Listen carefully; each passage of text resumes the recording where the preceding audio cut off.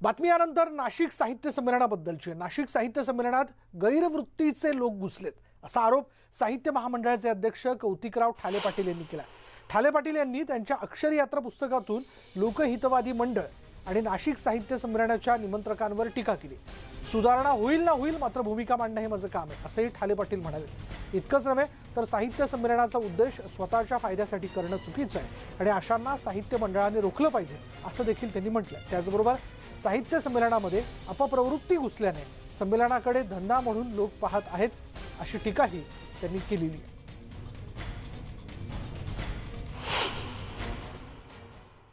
साहित्य संमेलन निकोप कसं होईल, सुंदर कसं होईल, उपकारक समाजाला कसं होईल, आनंदही कसं होईल या दृष्टीनं सहाय्य करावं अशी त्याच्या पाठीमागची माझी भूमिका होती।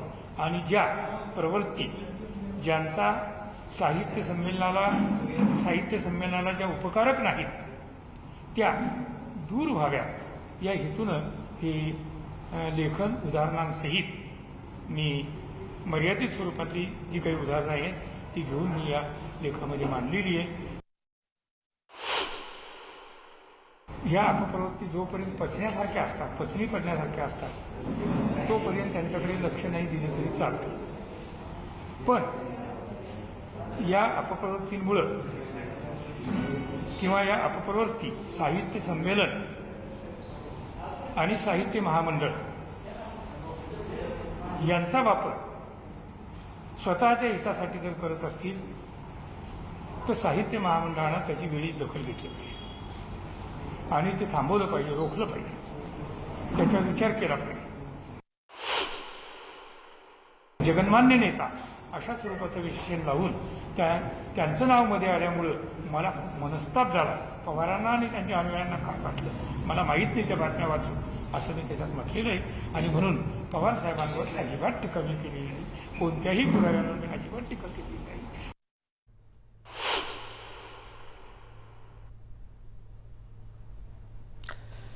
तर साहित्य संमेलनात गैरवृत्तीचे लोक घुसल्याचं कौतिकराव ठाले पाटील यांनी म्हटलेलं आहे। कौतिकराव ठाले पाटील हे साहित्य महामंडळाचे अध्यक्ष आहेत आणि त्याच्यामुळे त्यांनी असं म्हणणं किंवा एक महत्त्वाचा मुद्दा त्यांच्या बोलण्यातनं होईल की सुधारणा होईल ना होईल, मात्र या ठिकाणी मी माझं म्हणणं मांडत राहील, त्यांनी असं म्हटलेलं आहे। या ठिकाणी त्यांनी अक्षर यात्रा पुस्तकातून लोकहितवादी मंडळ आणि नाशिक साहित्य संमेलनाच्या निमंत्रकांवर टीका केली। इतकंच नव्हे तर साहित्य संमेलनाचा उद्देश स्वतःच्या फायद्यासाठी करणं चुकीचं आहे आणि अशांना साहित्य मंडळाने रोखलं पाहिजे असंही ते म्हणाले। त्याचबरोबर साहित्य संमेलनामध्ये अपप्रवृत्ती घुसल्याने संमेलनाकडे धंदा म्हणून लोक पाहत आहेत अशी टीका देखील त्यांनी केली आहे। याबद्दल बोलूयात आमचे औरंगाबादचे रिपोर्टर सिद्धार्थ गोदाम आपल्याबरोबर आहे। सिद्धार्थ, अक्षर यात्रा पुस्तकातनं कौतिकराव ठाले पाटील यांनी ही टीका केलेली आहे, नेमका त्यांचा रोख कोणाकडे? आणि ते जे म्हणतायत की जर साहित्य संमेलनाकडे आपण काही धंदा म्हणून बघत असू तर हे चुकीचं आहे, त्यांना काय सुचवायचं होतं नेमकं? विशाल, कौतिकराव ठाले यांनी जे काही सांगितलं हे अत्यंत गंभीर आणि साहित्य क्षेत्रात जे आहे विचार करायला लावणारी गोष्ट आहे। त्यांचं स्पष्टपणे साधेपणाने असं म्हणणं आहे की ज्या साहित्य संमेलनामध्ये जर मोठ्या प्रमाणात पैसा जमा केला असेल आणि तो पैसा जर साहित्यातून नसेल आणि इतर कुठून ठिकाणी येत असेल तर हे अत्यंत धक्कादायक आहे। याचं हे नेमकं त्यांचं बोलण्यामागचं कारण असं आहे की नाशिक जे आता नाशिकला साहित्य संमेलन होणार आहे त्या साहित्य संमेलनामध्ये 50 लाख रुपये छगन भुजबळ यांनी शासनाचा निधी आणला आणि इतरही जो आमदार निधीतून त्यांनी पैसा गोळा करण्यासाठीचं आव्हान आमदारांना केलं। म्हणजे शासनाने दिलेला 50 लाखाचा निधी आणि आमदार निधीतून येणारा जो पैसा येणार आहे तो साहित्य संमेलनाला लागण्यापेक्षा कितीतरी मोठा आहे असं त्यांचं म्हणणं आहे। कारण एवढं मोठं साहित्य संमेलन किंवा फार पैसा खर्च करून साहित्य संमेलन साजरं करणं हे मुळातच साहित्याच्या मूळ उद्देशाला छेद देणार असं त्यांचं म्हणणं आहे। आणि त्यांनी उदाहरणाखातर असं सांगितलं की काही साहित्य संमेलनं अशी झालेली आहेत लोकांकडून त्यांनी 1-1 रुपया गोळा केलेला आहे, काही साहित्यिकांनी स्वतःहून देणग्या दिलेल्या आहेत। सिद्धार्थ, कौतिकराव ठाले पाटलांचा विरोध हा आमदार निधीतनं आलेल्या पैशाला आहे किंवा शासनातनं जो काही निधी मिळाला 50 लाखाचा त्याला आहे का? विशाल, त्यांचं म्हणणं सरळ सरळ आहे की शासन हे बरं सिद्धार्थ, तू आपल्याबरोबर असंच थांब. आपल्याबरोबर कौतिकराव ठाले पाटील आहेत, अखिल भारतीय साहित्य महामंडळाचे अध्यक्ष. कौतिकराव ठाले पाटील, जे मुद्दे आपण अक्षर यात्रामधनं मांडले, काय नेमकं सुचवायचे जरा स्पष्ट करा. म्हणजे धंदा म्हणून साहित्य संमेलनाकडे बघितलं जाते म्हणजे नेमकं काय? ते वाचून घ्या ना तुम्ही नीट, म्हणजे तुम्हाला कळेल. नाही पण तरी वाचला पाहिजे, आपण मुळामध्ये कष्ट घेतले पाहिजे ना. नाही अहो, पण आता आपण ज्या माध्यमात संवाद साधतोय कौतिकराव ठाले पाटील, स्पष्ट आहे त्याच्यामध्ये जे लिहिलेलं आहे ते स्वयं स्पष्ट आहे. वाचलं की ते बरोबर कळतं.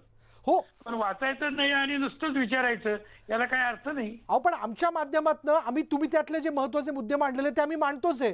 पण तुम्ही नाशिकच्या हितवादी मंडळाचं नाव घेताय, निमंत्रकांचं नाव घेताय, असं त्यांनी नेमकं काय केलं की आपण आक्षेप नोंदवता हे तर सांगा. ते सुद्धा हे बघा, ते सुद्धा त्याच्यामध्ये आलेलं आहे. त्या सगळ्या याच्यामध्ये ते सगळं आलेलं आहे. ते जरा बारकाईनं पहा म्हणजे कळेल तुम्हाला. म्हणजे तुम्हाला बोलण्यात आता काही सांगायचं नाहीये. हे कमाल आहे कौतिकराव ठाले पाटलांचं. या माध्यमावरती खरं तर बोलण्यात बऱ्याच गोष्टी स्पष्ट करणे महत्वाचं असतं, पण नुसते आरोप केलेले आहेत कौतिकराव ठाले पाटलांनी. पण तुम्ही अख्खा लेख वाचून घ्या, मग त्यातनं तुम्हाला समजेल की नेमकं काय चाललेलं आहे. हे मात्र काही न कळण्यासारखं आहे. बोलूयात, प्रशांत बाग आपल्या बरोबर आहेत, आमचे नाशिकचे रिपोर्टर. प्रशांत बाग, लोकहितवादी मंडळाचं नाव घेत आहेत, जी नाशिकमधली एक प्रतिष्ठित संस्था आहे. नाट्य संस्था म्हणून देखील लोकहितवादी मंडळाला ओळखलं जातं. जुनी संस्था आहे, जुनी परंपरा आहे, आणि निमंत्रकांवरती देखील ते आरोप करतायत. काय नेमकं? विशाल, कौतिकराव ठाले पाटील यांनी जे सांगितलं की मी जे लिहिलंय अक्षर यात्रामध्ये त्याचं ते पूर्ण तुम्ही वाचून घ्या. तुम्ही वाचून घेतलं की तुम्हाला मुद्दे स्पष्ट होतील. त्यांचे जे वाचलेले मुद्दे आता दैनंदिन साहित्य संमेलनाच्या या पूर्ण जडणघडणीमध्ये आम्ही दैनंदिन या ठिकाणी ऑब्झर्व्ह करत होतो, काम करत होतो, त्यामुळे आम्हाला या सगळ्याच गोष्टी माहिती आहे.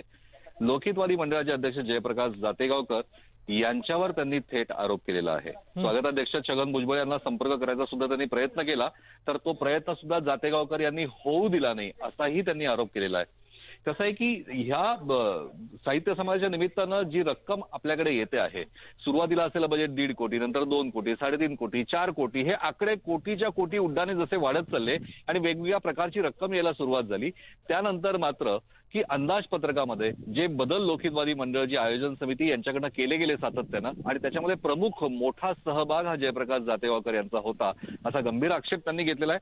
आणि याचमुळे साहित्य क्षेत्रामध्ये ही खळबळ उडाली. या अंदाजपत्रकात केलेला बदल हा भूमिकेमध्ये बदल आहे आणि ही भूमिका संशयास्पद आहे, असा थेट त्यांनी उल्लेख केलेला आहे. ज्या पद्धतीनं सरकारच्या माध्यमातून 50 लाख रुपयाचा निधी पालकमंत्री छगन भुजबळ यांनी स्वागताध्यक्ष म्हणून आणला.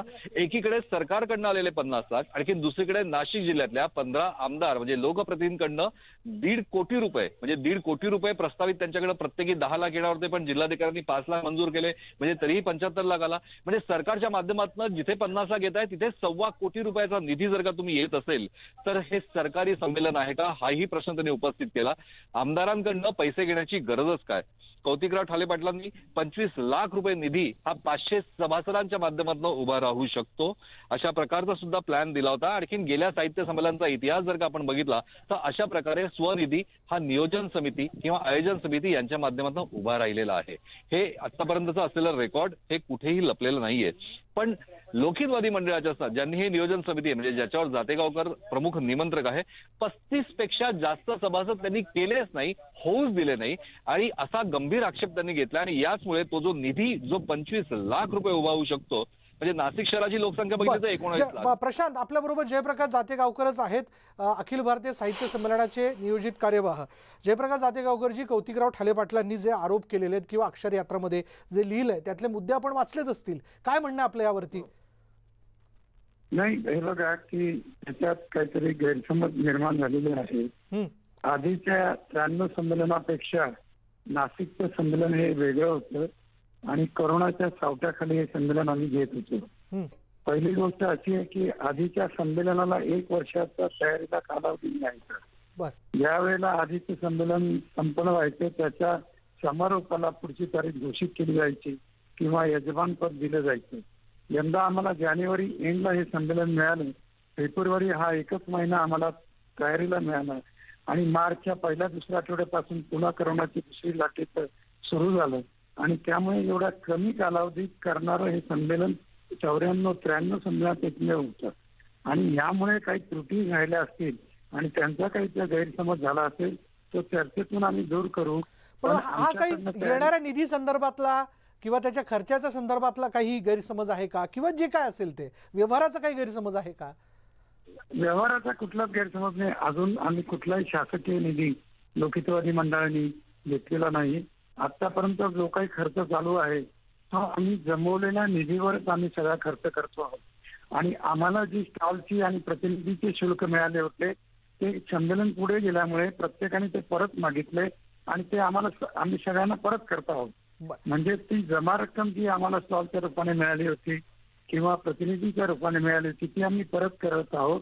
आणि आम्ही जे लोकांकडनं पैसे लोकहितवादींनी जमा केले होते, काही ते रोखीत म्हणा किंवा त्या चेकच्या माध्यमातून, तर त्या किंवा काही 500 रुपयाच्या प्रवेशिकातून 100 रुपयाच्या प्रवेशिकातून आम्ही असे जे जमा केलेले होते त्या जमा खर्चातूनच आमचा आतापर्यंतचा व्यवहार चालू आहे. याच्यात कुठलाही काही गडबड किंवा काही नाही. सगळं पारदर्शक आहे. आम्ही केलेले संपूर्ण व्यवहार हे चेकनी केलेले आहेत. पेमेंट सुद्धा चेकनी केलेले आहे. जयप्रकाश जातेगावकरजी, आमचे प्रतिनिधी प्रशांत बाग देखील आपल्या बरोबर आहेत. प्रशांत, तुला काही मुद्दा विचारायचा जातेगावकरांना? जयप्रकाशजी, खरं तर तसं बघितलं गेलं तर ज्या परिस्थितीमध्ये तुम्ही साहित्य संमेलन नाशिकला खेचून आणलं याचं नाशिककरांनीच नव्हे तर साहित्य विश्वाने खूप मोठं स्वागत केलं. पण सातत्यानं तुमच्यावर एक आरोप होत गेला म्हणजे की एककल्ली कारभाराचा. खरोखर एककल्ली कारभारच तुम्ही वारंवार केला का? अंदाजपत्रक सातत्याने बदलत ठेवले का? का भुजबळांच्या माध्यमातून ज्या स्वागताध्यक्ष आणखी वेगळ्या समित्यांची तयारी झाली त्याच्यानंतर सुद्धा खूप मोठे बदल होत गेले का? अनेक प्रश्न उपस्थित झाले, काय सांगाल? नाही, काय झालं की ज्या वेळेला आम्ही हे संमेलन घेतलं त्यावेळेला आम्हाला साहित्य महामंडळाने कल्पना दिलेली होती की ह्या संमेलनाला तुम्हाला शासनाचा निधी खूप कमी मिळेल. तर आम्ही तशीच तयारी केली होती. तुम्हाला प्रशांतची माहिती आहे की सुरुवातीला आम्ही लोकल एज्युकेशनचं जे इंजिनिअरिंगचं ग्राउंड आहे तिथे आम्ही संमेलन घेणार होतो. पण जेव्हा तुमच्या सगळ्या प्रसार माध्यमांनी याचा प्रचार आणि प्रसार सुरू केला आणि वाढता प्रतिसाद ज्या वेळेला मिळाला त्यावेळेला जी आमची स्टॉलची संख्या 200 होती ती आम्ही 400 केली आणि स्टॉलची तेवढे आम्हाला येत होते. त्यानंतर हे संमेलन पुढचं जे ग्राउंड आहे स्पोर्टचं की जिथे क्रिकेटचं ग्राउंड आहे तेव्हा आदरणीय भुजबळ साहेबांनी आदरणीय गोसावी सरांची भेट घेतली आणि त्यांना विनंती केली की तुम्ही आम्हाला हे संमेलन पुढच्या ग्राउंडवर घेऊन द्या, म्हणजे जास्ती लोकांपर्यंत आम्ही हे संमेलन घेऊन जाऊ असं त्यांचं त्या ठिकाणी नियोजन होतं. गोसावी सरांनी जयप्रकाशजी, थोडं थांबवतो मध्ये. तुमचा हा मुद्दा कन्व्हिन्स आहे, पण मुळात जे आरोप कौतिकराव ठाले पाटील यांनी केले, जर का आपण माहिती घेतली तर काय एक तुमच्याच समितीच्या काही मिटिंग झाल्या होत्या त्याच्यामध्ये एक सन्माननीय ज्येष्ठ सदस्य हेमंत टकले यांनी सुद्धा बिलांच्या रकमेवरनं बोट ठेवलं होतं. त्याबद्दल काय सांगाल? कारण स्पष्ट नाव जरी त्यांनी घेतलं नाही तरी कौतिकराव ठाले पाटलांनी आज पूर्णपणे बोट तुमच्याकडे केलेलं आहे. नाही, कुठलेही बिल असे कुठलीही मोठी बिलं आतापर्यंत आपण पेड केलेली नाही. आपलं आतापर्यंत काय खर्च झालेला आहे की महामंडळाची जी लोक आली होती त्यांचा राहण्या जेवणाचा खर्च आहे, आमचा प्रिंटिंगचा खर्च आहे, काही लोक आम्ही जे प्रवासाला लोकांकरता भेटायला गेलो तेवढाच खर्च आहे. दुसरी मोठी बिलं कुठलीच नाही दिली.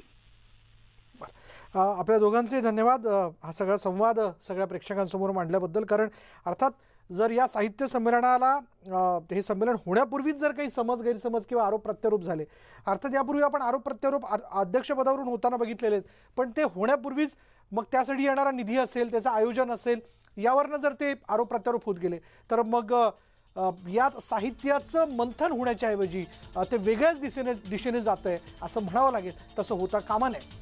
यानंतर वेळ झाली का ब्रेकची. ब्रेक घेऊन पहा फक्त न्यूज 18 लोकमत.